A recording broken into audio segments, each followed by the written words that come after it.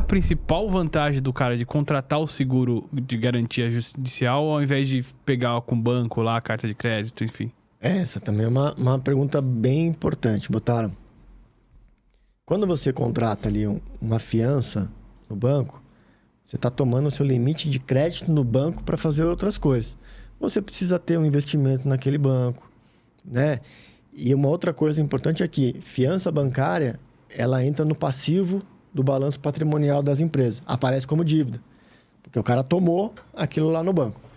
O seguro-garantia, além dele, na maioria das vezes, ser mais barato, ele não toma o seu limite de crédito bancário, então você fica ali com recurso, né, para botar na empresa, e isso não onera o seu balanço patrimonial.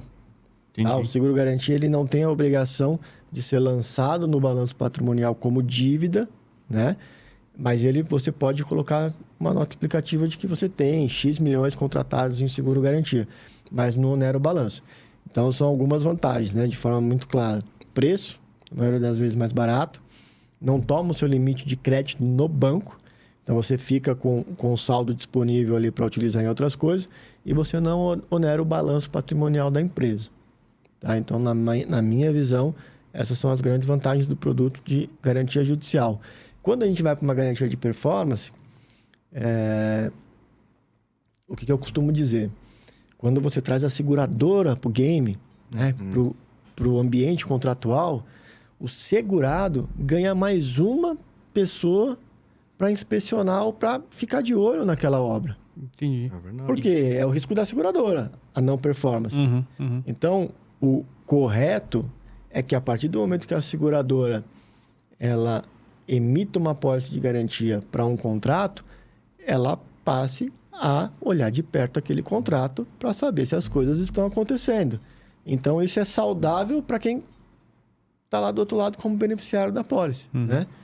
Então, essa também, para mim, é a vantagem do seguro-garantia quando a gente tem ele, além dessas que eu comentei para vocês, referente à fiança bancária, essa é uma outra vantagem quando a gente fala em obra, né? Em projetos. E nesse ponto da obra... Desculpa, já rapidinho. Nesse ponto que você pegou da obra de fazer de ter mais um fiscal, digamos assim, é mais de prazo de acompanhar cronograma? Ou chega a ter um engenheiro de risco que vai lá como no engenharia, por exemplo, e tal? Temos as duas opções, né? Então, vou trazer um exemplo da prática aqui.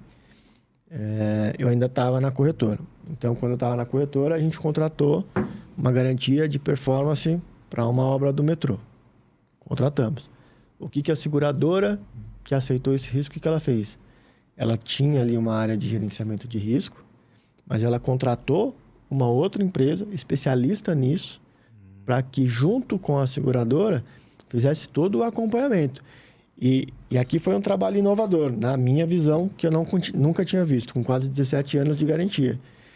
O relatório apresentado pela seguradora com a ajuda dessa empresa trazia ali diversos pontos de atenção, mas não para criticar o que foi feito, né? Ou o que estava sendo feito pela construtora, mas para alertar, dizendo, segundo os nossos estudos, ou segundo casos semelhantes, isso aqui pode ter problema, isso aqui, se você fizer isso, você melhora, isso aqui... Então, o que eu costumo dizer é que o seguro-garantia, ele agregava valor antigamente, né?